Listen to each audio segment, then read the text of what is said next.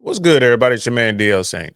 Have you guys seen the story about the runaway train in San Francisco? I believe it was, where the driver appears to have fallen asleep at the controls, and the train just kept going. Um, we got to check this out, bro. We got to check this out. Here we go. Take a look at this, guys.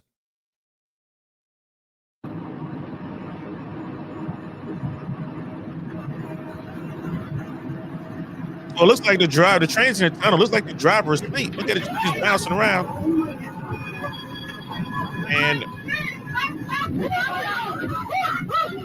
see how the driver just wakes up and slams on the brakes?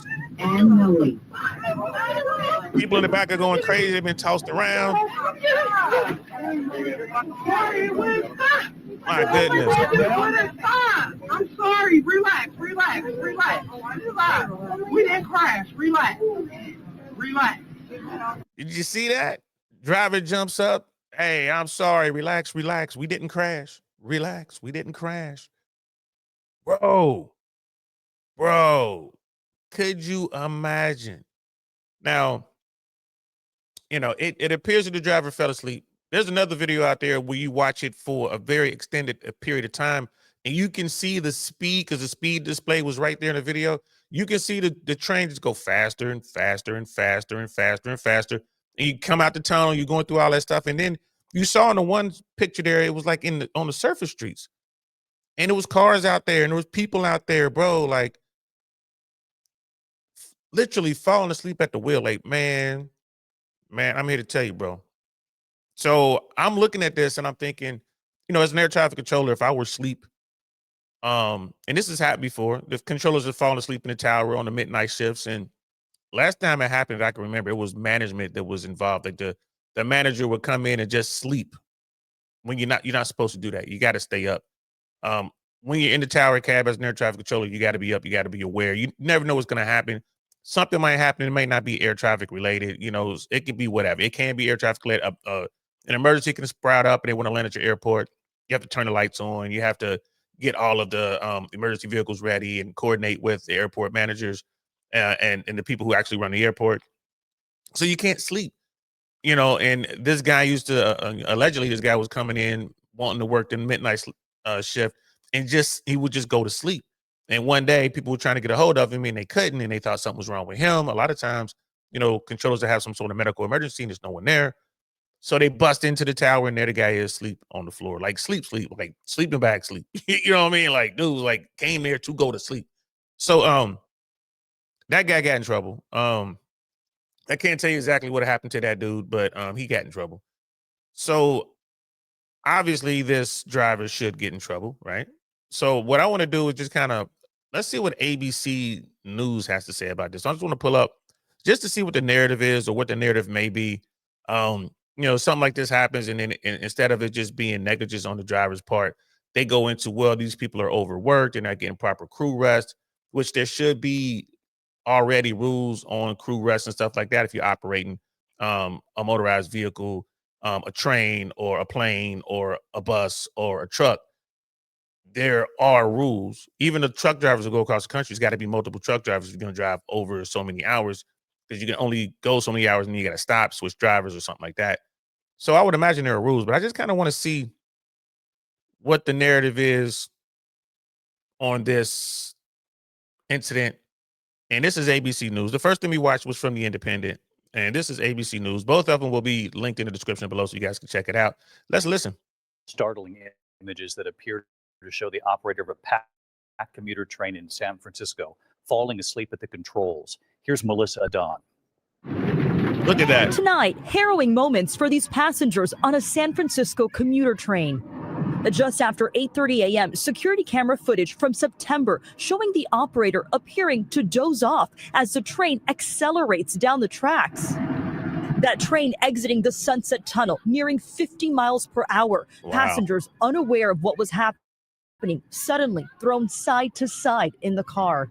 The driver apparently shaken awake, frantically trying to stop. But that train kept going, speeding past a stop with waiting commuters, barreling into that curve, nearly hitting an oncoming car before finally coming to a stop. That driver appearing to blame the incident on malfunctioning equipment. I'm sorry. Relax. Relax. Relax. Relax. We didn't crash. But tonight, the city's transit officials confirming the cause was, quote, operator fatigue.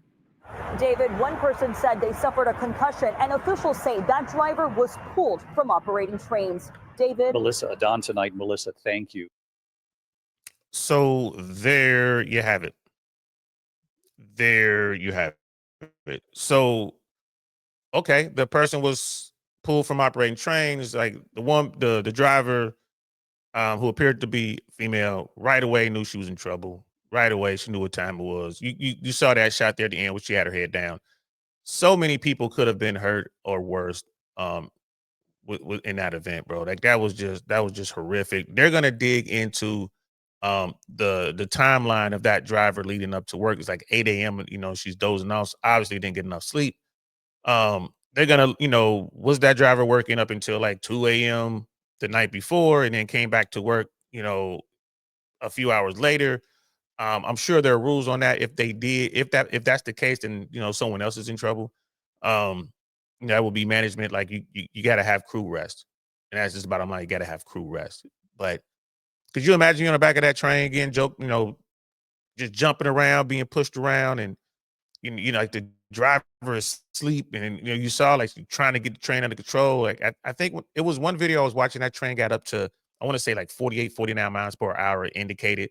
Um, that the news was saying it got close to 50 miles per hour driving down. I mean, I'm surprised that train didn't derail. Like, you saw like the tracks turn in, and I'm surprised it didn't just jump off the tracks and then go plowing through somebody's house. But luckily no one was seriously injured. I mean, bro, they're looking at all kind of lawsuits. I mean, the insurance is going to have to pay out dearly on this one. And everyone's going to get some money. Everybody who was on that train is going to get some money. The people who were on that platform, they could probably say that they were distressed. They might get some money, but everyone's coming for some bread. And that driver is toast. You hate to see it, but if you're tired and that's your job, man, you just can't go to work tired and drive a train or a boat or a plane or a truck. You know what I mean? Or your Uber, even Uber. Like if you're an Uber driver, the Uber drivers out there, holla, holla. You know what I mean? The platform will only let you work so many hours. I think it's 12 hours. So if you have your Uber app on for 12 consecutive hours, um, it'll shut down. It won't let you get any more fares. So what will Uber drivers do? They'll work 12 hours on Uber and then boom, he would turn around and work another 3 or 4, maybe 5 hours or so or more on Lyft. People are like, well, I'm good. I'm just driving. I'm fine. I'll just drink another Mountain Dew. It is what it is, man. What's the bottom line, man? People need to make more money, bro. It's time for the 1% to stop being so greedy and let's have some livable wages and stuff like that. Because I guarantee you, when they look into the storyline and the timeline of that driver probably has another gig. I mean, it's possible the driver was just up late watching TV or couldn't sleep or had some sort of family emergency or whatever, or was out partying. But my guess would be that driver had another job and was working both jobs and just fatigue caught up with them. And, it led to this event, which is terrible. And I'm surprised they don't have some sort of technology with their drivers. And they might, working for the city like that or working for a company who was exclusively working for the city. I remember back in the 80s, I think it was, there was a device that they were developing for truckers that they could wear. And if the truck driver's head were to go down like this and not, it would beep.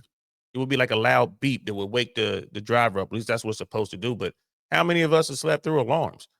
But I don't know, bro. I don't know. I'm just glad no one got hurt. That could have been horrific, bro. That really could. And that driver's going to get fired. You can't help but feel bad for the driver, but they almost killed a lot of people. You got to take your job seriously, people. If you out here and, like I said, you're driving or flying or a captain of a boat or whatever, there are a lot of lives at stake, not just your own. Take your job seriously. Anyway, that's all I got for that, man. As y'all can see, I saw the story and I was like, man, before I run out, let me let me say something real quick. So appreciate you. If you like this, man, please just go ahead and drop a like, subscribe, share, and all that good stuff, man. Appreciate it. And that's all we have, man. I hope yeah, man. I hope this is a wake up call to all the people who operate machineries out here. Like, and this doesn't happen again. Anyway, I got to go. I'm D.O. Saint, man. Peace.